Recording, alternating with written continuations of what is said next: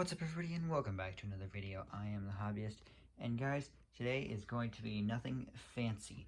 No cuts, nothing like that. I'm just going to go out and drive my Scx10 and then talk a little bit about some projects that you may not know about or you may have already seen. I don't know, depends on when this video goes out. But anyway guys, let's get right into it. Alright, so I got the Scx10 out. I'm just going to really drive it around. But I wanted to talk about a couple projects, the first of which being my low-C tenacity rally car build. So, if my math is correct, you're gonna know and see that video before this one comes out. But basically, I turned a low-C tenacity truggy, which was back in 2018 they first came out. It was basically a short course truck platform, the 10 SCTE, and it was converted to a truggy, and they released a couple different versions. But I had a low-C tenacity truggy, and I have converted it to a rally car. And as of today's date, which is May 26th, 2021, I've finished that project.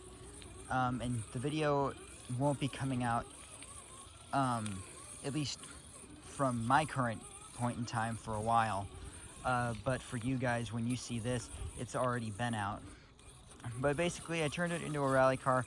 I lowered the suspension. I put some Arma Debu tunes on it, which are the drift tires that are on the Arma Infraction and Felony. They're kind of 7th scale street cars, and so I had to put 12 to 17 millimeter hex adapters on them, obviously. But that wasn't a huge deal. I already had some lying around.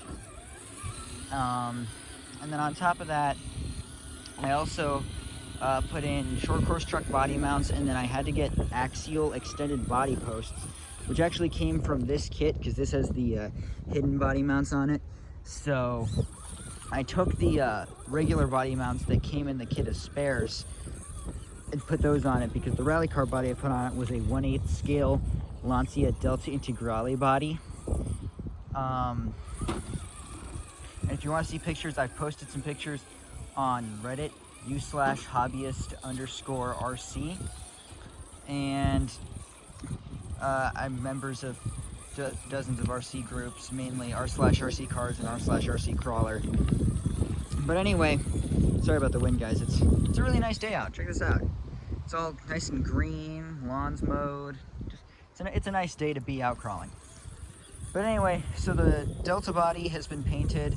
I did a white with purple stripes and silver accents. Came out pretty good in my opinion, although I am a little bit biased. But yeah, it was just kind of a fun thing I wanted to do, because as a truggy, it was fun for a while, but well, not recently, it's been almost 2 years now.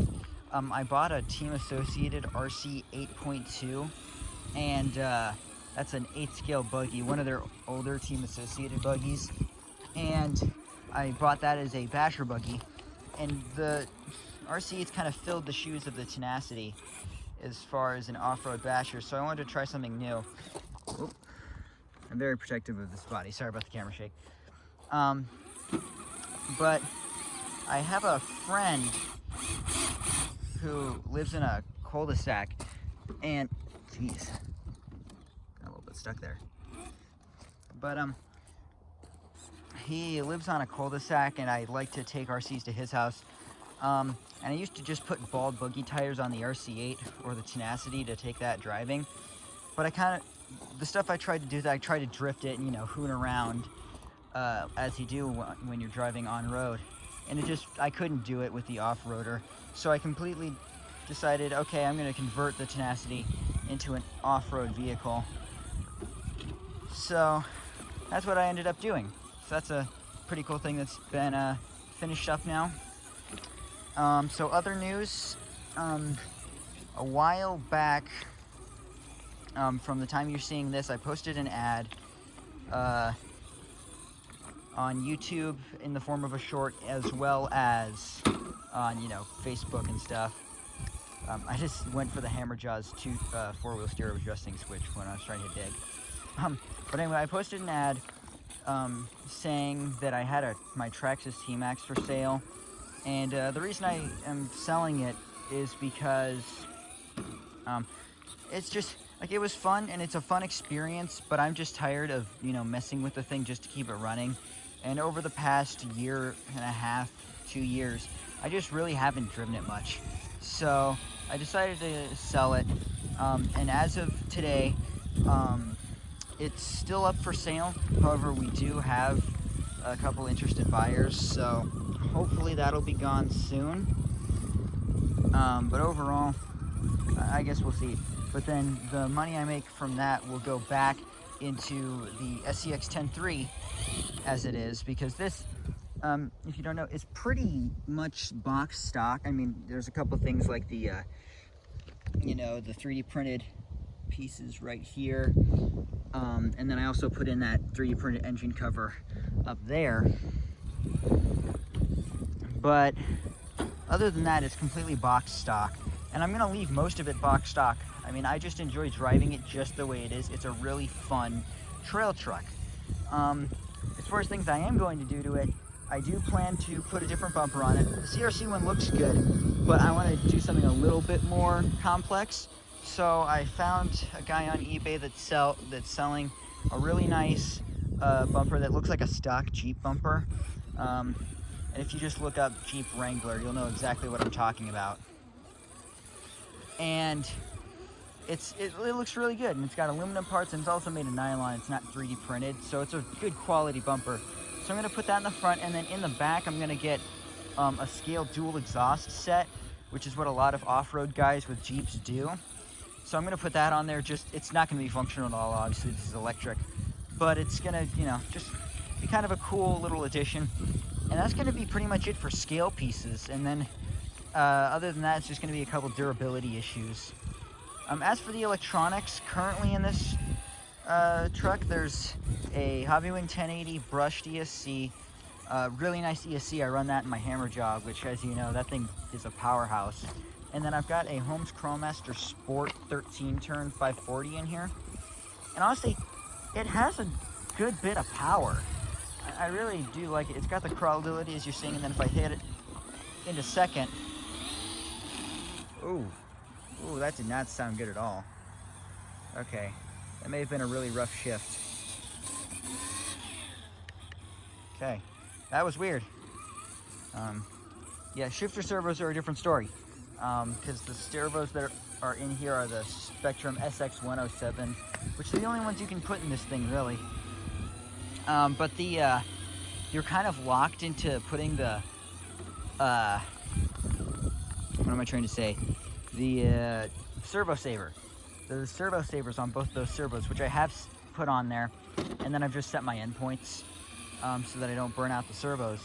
But I found it to be a bit of an issue, is that every now and again, that 2-speed servo, as you just heard, makes that bad sound, and that's only happened twice, but then again, it has late shifts on occasion. Yeah, so I guess we'll see. Maybe it's not a huge deal. I don't use the 2-speed that often. You know, it's kind of a novelty. And the whole reason I put it on there was just because it's something different, because let's be realistic, not many people use 2 speeds. The dig works great, and I definitely am glad I put that in. But yeah, I just put in both the servos to have all the options, and it's just kind of a fun truck. I'm the only one in our little group of RC crawlers that I'm in that has a 2-speed in one of their rigs, which may not be the case for long, because a friend of mine recently bought an used Scx10 RTR. Now, for you guys that don't know, this is the kit version. I built it from the ground up, custom painted the body, everything like that. But he got the RTR because he runs a buy-sell business for RCs. So I guess we'll see. The RTR comes with the only one servo for the transmission, and it's the dig servo. And you can't really put the second servo. Whoa! I just fell over. But you can't really put the second servo in without changing out the ESC and everything, because the Firma 40 amp that comes in the Scx10 it's a 2-in-1 unit, and it's only 3 channels. So basically, if you want to put in that second servo, you have to put in a new ESC, a new receiver, and then the servo. And then on top of that, you know, you have to, if you don't have a nice transmitter or a multiple model memory transmitter like I do, you have to get a new transmitter that's 4 channels. And then you have to get a 4-channel receiver, which is, you know, more expensive. Especially if you're running Spectrum like me. I've got a Spectrum DX5C. And it's a really nice radio, and I absolutely love it. But the radio, or the receivers, just, oh, they cost so much. I mean, it's $30 to get a 2-channel sport receiver, which I think is just absurd. My dad, he's got a RadioLink RC6GS, which is a 6-channel transmitter, and for a 6-channel receiver for that, it's 16 bucks. And so, you know, but I'll stick with Spectrum because that's what every single RC, pine needle there. That's what every single RC in my collection is running. It's pollen season, if you guys can't tell. There's all that gathering up on it. But anyway, yeah, Spectrum receivers are a bit expensive, but I did find some like knockoff ones, or more like my friend did. And they're the DSM2, which is the older Spectrum technology, and you can get a 3-channel DSM2 receiver for like 13 bucks. And that's, I've bought a couple of those now for radios for trucks that don't need the extra channels. So like the RC8, it's got one of those 3 channels in there. This has a 4-channel in it, obviously. But then I still get the nice DSMR receivers for some of my trucks. So for example, my race truck, my OC10 SCTE 3.0, that's got a DSMR 2-channel sport receiver, and it's a nice, and it gets great reaction time, all that. So it's definitely worth it, but for certain trucks, you just really don't need it. But I digress. Let's see here. Other topics. I already mentioned the T-Max. I got a comment recently, for me at least. I got a comment recently asking if I'm going to get any more crawlers. And the answer to that question is probably no. There, see, the 2-speed shifted fine that time. But the answer to that question is probably no. And the reason for that is because, so my Force RC Hammerjaw, I built that thing from the ground up. Like, obviously I bought it as an RTR, but it, you know, it doesn't perform very well out of the box. So I did a ton of modifications to it. And now nothing's stock on that thing. The only original parts on it are the chassis rails, the battery tray, and the ESC receiver box. But all of those parts have been modified by me. I've drilled new holes. The battery tray I've cut and shortened a ton. So yeah, it's been modified quite a bit. And then this, I got this because my dad, he owns a Axial Scx10 Unimog, and I just loved watching him drive it because it was one of those really cool things, like to see something that looked so scale, just driving around. It was a really cool truck, and so I started saving up for an Scx10 III, and then I got this kit as a birthday gift, so I'm very, very thankful for that. That's pretty much all I wanted for crawlers, was, you know, a performance-oriented comp rig, if you will. I don't know if I'll ever compete with it. I currently don't, but a performance-oriented rig, and then also, a trail truck, which is what this is. And so, yeah, I don't think I'll be getting any more crawlers. Where do I want to go here? But you never know what the future may hold. I mean, I'm used to having 4-wheel steer on this track. But I'm a big fan of solid axle trucks, mainly because they look more realistic than bashers. And don't get me wrong, bashers are still a ton of fun. It's a ton of fun to go fast, but I find myself migrating more to my crawlers, you know, and on any you know, any random day, you know, such as today, I'll go out and just crawl. In fact, I just finished driving the Hammerjaw. I didn't film it, but yeah, I just finished driving the Hammerjaw, and then I just took the battery out of that because, you know, the batteries that I run last forever.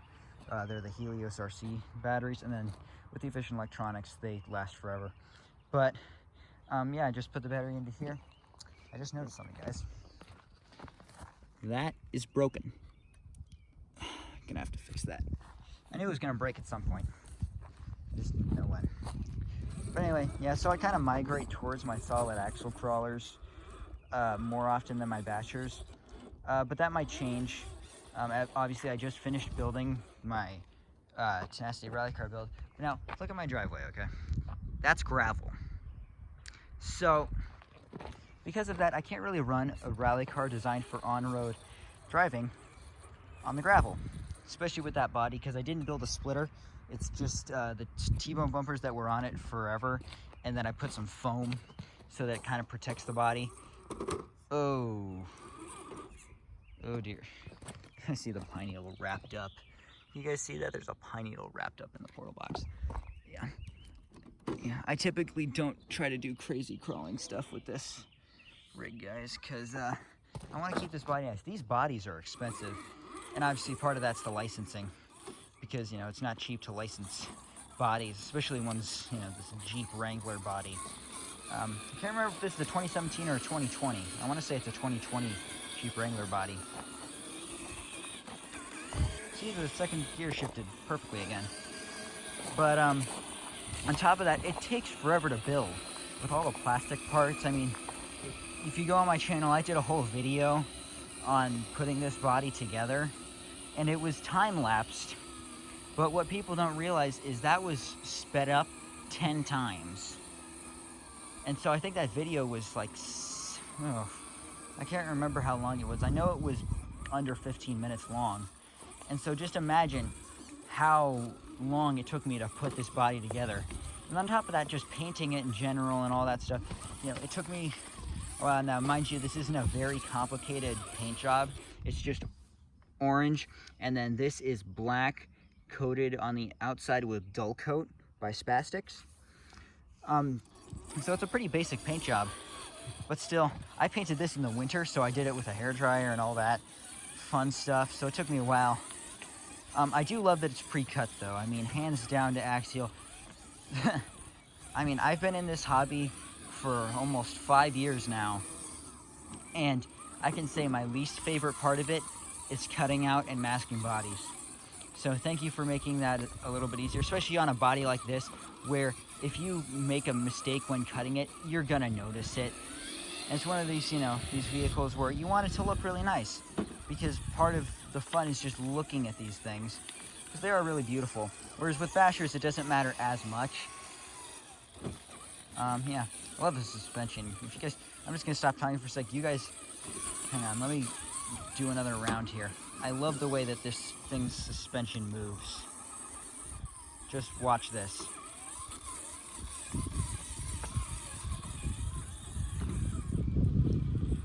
See, I just love the way that the suspension moves on this rig. It's just so smooth.